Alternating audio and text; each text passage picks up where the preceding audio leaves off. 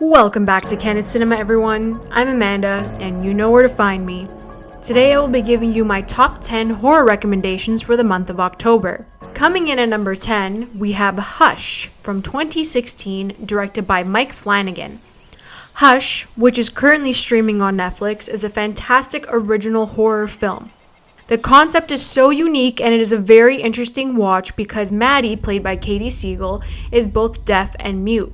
The ambiance of the film highlighted her condition and used the absence of sound to heighten the horror of the situation. It was centered on her not being able to hear the killer and the many different scenarios that could possibly unfold because she's a writer. Flanagan used technology to his advantage and made a thrilling new era horror. They showed how her mind worked towards the end of the film, and it was such a different way of creating multiple endings. This film had many subtle twists, and it's a great female-led film.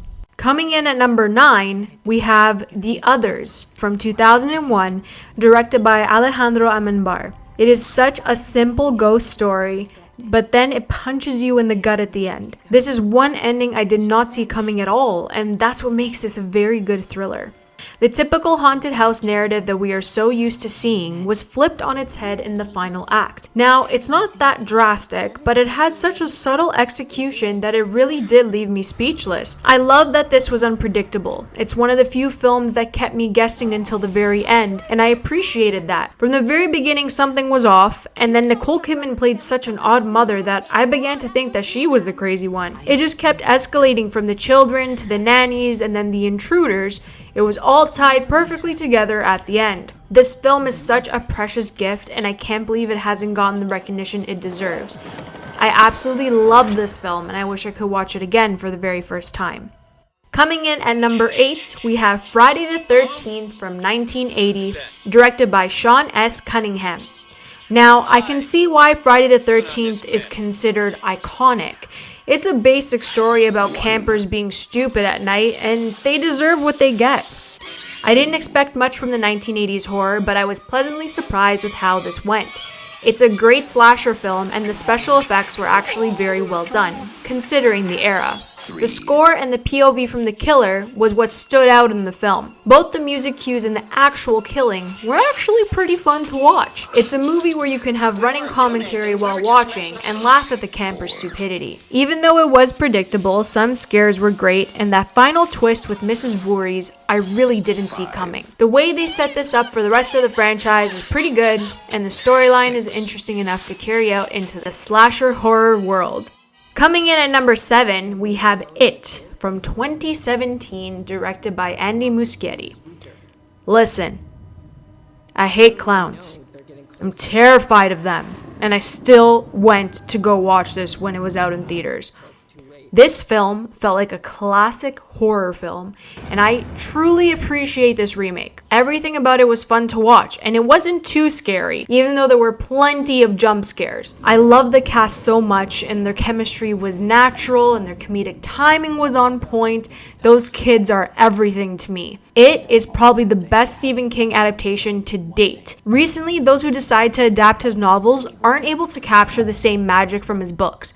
I mean, it's hard to adapt from the master of horror, but it really does him justice.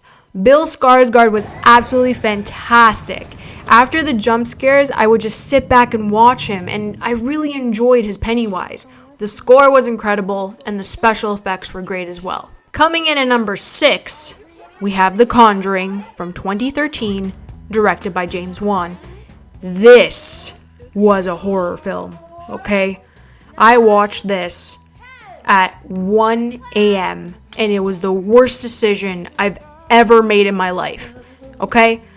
It was so well written and it terrified me because it was a true story.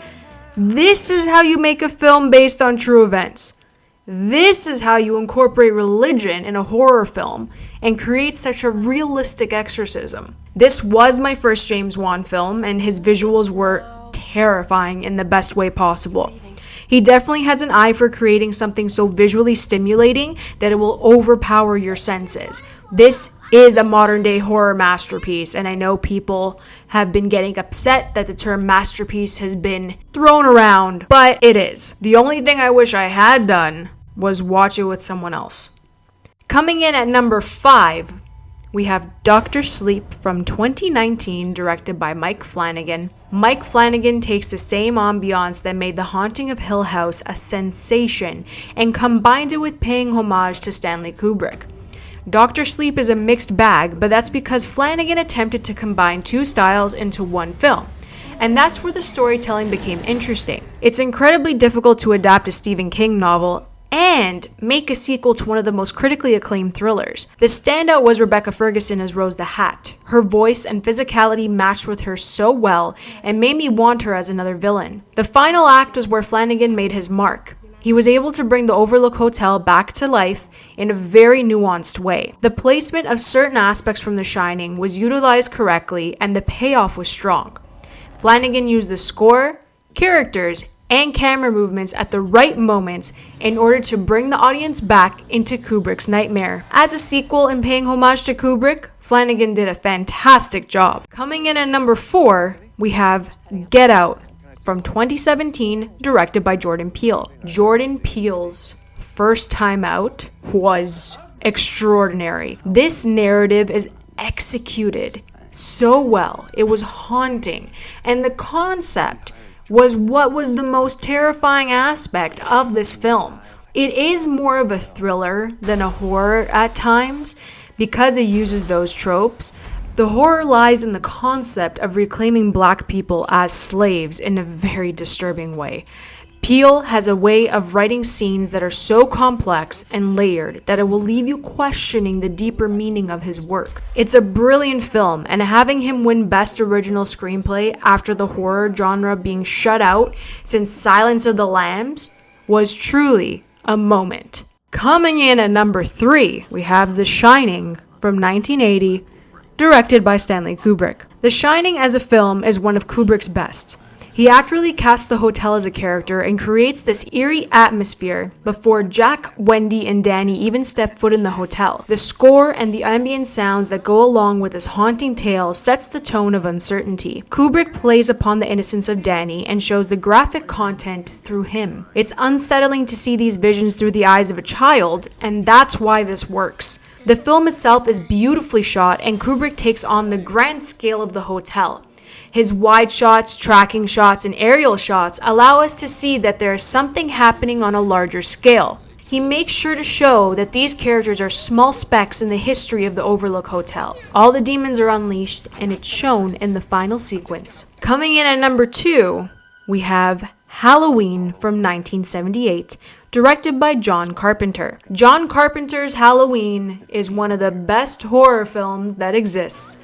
The reason why I love this film so much is because of the simple story and the wicked score that accompanies it. The score, music cues, and Michael's breathing all work together to give audiences a good scare. The mixture of these 3 key pieces of sound design really build the tension that rises on Halloween night for Laurie Strode. The story of Michael Myers has gone on for many installments, but I always revisit the first one because the camera work by Carpenter for a 78 horror film is remarkable. He took the POV of the villain, the hunter in Michael's case, and made sure we would be able to walk in his footsteps. As the camera peers around every corner, the anticipation grows, and with the legendary score, it makes it visually terrifying. Carpenter's direction is subtle, and that's why it works, and that's why this is one of the best. This film runs for 1 hour and 30 and takes place in a 24-hour span. It's not overworked with some over-the-top story, and it plays off of The Stalker.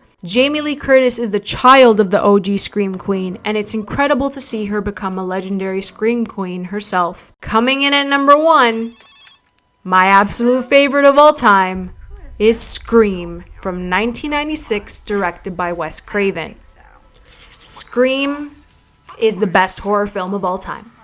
People may think it's corny, childish, and it's not really scary, but I beg to differ. Every year on October 1st, I watch Wes Craven's masterpiece, and I always find something new.